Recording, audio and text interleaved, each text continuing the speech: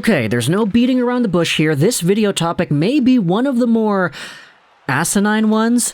It's quite obvious that I have an agenda here. I have my 3 favorite teams in the thumbnail, title, and subject matter of this video, and I'm kind of ignoring all the other teams that are in there in the mix, have better odds or worse odds than my favorite teams out here.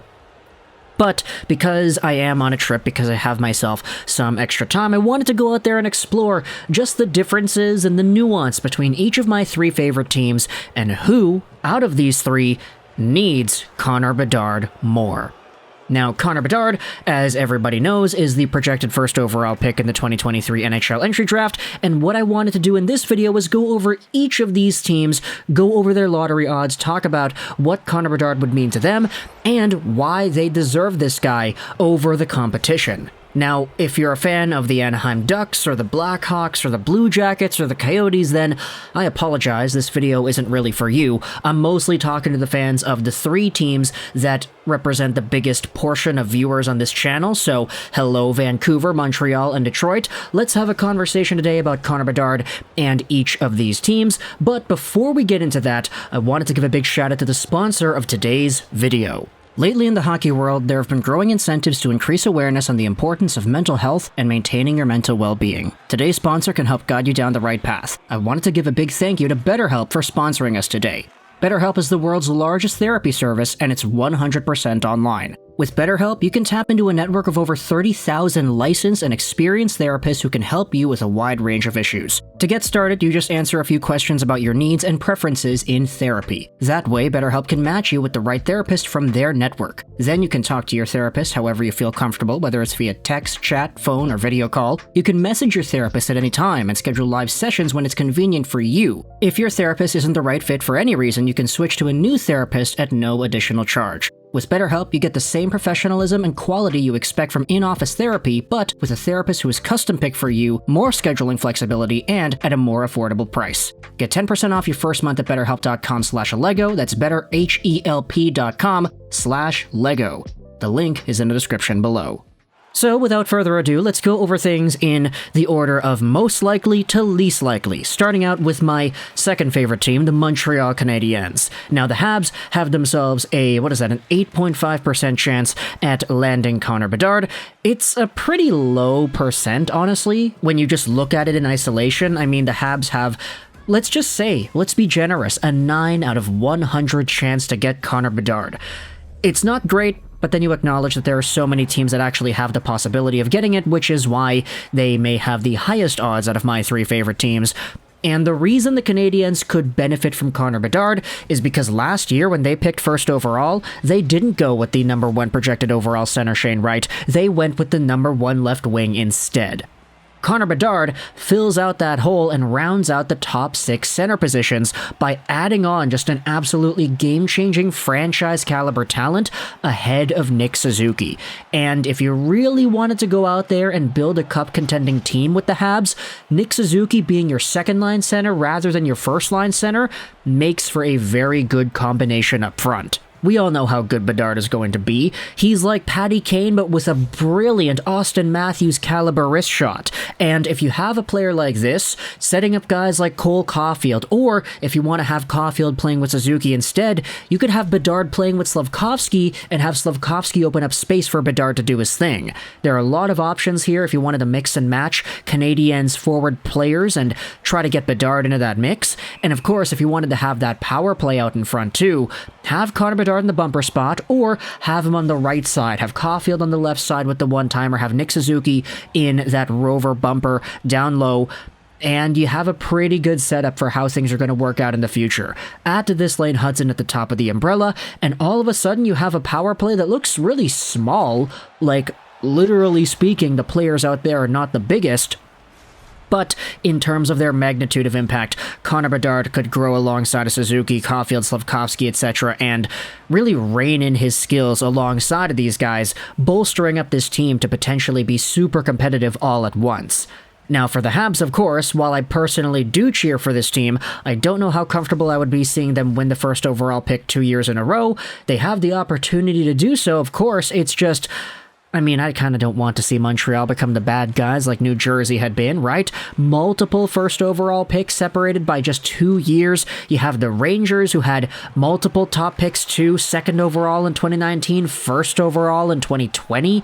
So we've seen the reputation of how these teams are seen around the NHL afterwards. I don't know if I'd want the Montreal Canadiens to suffer through that, but if it means they're getting Bedard, then hey, be my guest. Moving on to the second of my favorite teams. It's my third favorite team, actually, but second of the ones we're talking about. The Detroit Red Wings have themselves a 5% chance at drafting Connor Bedard, which is still pretty low, but Montreal does have an 8.5% chance, so it's almost twice the amount, to be fair. But with the Red Wings, the reason they could benefit from a player like Connor Bedard right away is because this team was already really tight up in there in that wildcard race to end off the season. They kind of tanked things themselves by trading away Hronek. They traded away Bertuzzi too. So you know Steve Yzerman is really trying to be patient here. But, as we had talked about in that video a few weeks ago, Connor Bedard could probably help out the Red Wings more so than any other team that could have a stake in this Bedard lottery race. The Red Wings are a team that is young enough, but also talented enough to really benefit the most in the short term from a guy like Connor Bedard, a player who, if he pans out to what we think he's going to be able to do, could very well get 25 to 30 goals next season in the NHL. The same argument with Nick Suzuki brings itself up here, as Connor Bedard being your second-line center as an 18-year-old, or forcing Dylan Larkin to the second-line center position would bode very well for the Red Wings and their immediate future. Add to this the stylistic play of guys around him. If you have a guy like Lucas Raymond, for example, creating space and setting up shop for Connor Bedard to walk right in and receive those one-time opportunities, that sounds like a really good match. Of course, we know this Red Wings team is a tad weaker than they had been at the start of the season because of all the trades they had made sending guys away, but you know Yzerman's got some plans up his sleeves. He's not going to go out there with the exact same roster that's on paper today at the start of 2023-2024. There are probably going to be some extra names added there. In fact, if you wanted to say Marco Kasper, see if that guy's going to have himself a great opportunity to play too. All of a sudden, if you have Kasper as your third-line center, for example, Bedard and Larkin splitting up the top 2 spots, it's a very nice young center core that looks to being good in the immediate and long-term future. Then you have yourselves my number 1 favorite team. The third of the teams we're talking about here today, the Vancouver Canucks have a 3% chance at getting Bedard. And we already made a video talking about how they literally have the lowest chance amongst the eligible teams to get him, and how it's not going to happen. Pretty much, right? There's no reason to realistically believe the Canucks are going to get Connor. But the reason this is going to work out is because the hockey gods have screwed over Vancouver for so long that it's only fair. Who am I kidding? Hockey gods are never fair. If they were, then the Canucks probably would have gotten themselves a top pick earlier on in their tenures of being bad and not really doing all too well in the regular season. But either way, if there was an opportunity for them to get first overall, it's gotta be this season, man. I'm sorry Owen Power, I'm sorry Lafreniere, even Slavkovsky, but the 2 drafts where I feel it's most appropriate for Vancouver to have gotten first, 2019 with Jack Hughes, because of course Quinn Hughes is already on the team, and 2023. Connor Bedard, hailing out of North Vancouver, British Columbia, playing for the North Shore Winter Club, Connor Bedard has been an absolute phenom in this city, in this environment, amongst people in this community for 5 years now. He broke onto the scene in the Canadian Sports School Hockey League, playing for West Van, dominating that league, and he was only a bantam player. It was so soon that we all kind of realized, hey, this guy's really good. And it wasn't long before he yeeted off to Sweden, played his game over there, came back to the WHL, dominated, was a 100-point scorer in his draft -1 year, and now had himself all the production that he had had in this season's worth of play. Connor Bedard is the pride from North Van, and everybody here in this area of Canada kind of knows it. There's so much hype for this guy, and at the beginning of the season, when all the Canucks games were ending up in losses, multi-goal blown leads, regulation, overtime losses, etc., fans were saying, hey, this is ultimately pretty good. Connor Bedard is the main prize here, and the Canucks are tanking their chances at finishing in a playoff spot in order to maximize their Bedard odds instead. Sure, they're not intentionally doing that, but that's kind of de facto what they're doing when you acknowledge what the results are on paper.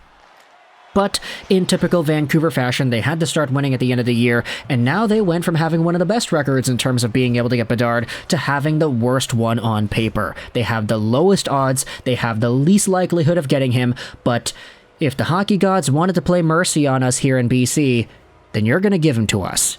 But that's not going to happen now, isn't it? So, thoughts in the comment section below about Connor Bedard and each of these three teams. If you are not a fan of the Wings, the Canucks, or the Habs, what are your opinions as to who could use Bedard the most out of these three teams? Obviously, I'm being biased because these are just my favorite teams, but let me know your thoughts in the comment section below about each of these, as well as if you wanted to talk about the others, Columbus, Anaheim, Chicago, Philadelphia, Washington, then feel free. The comment section is your floor. Use the link in the description as well to go to betterhelp.com/Lego. I hope you enjoyed this video,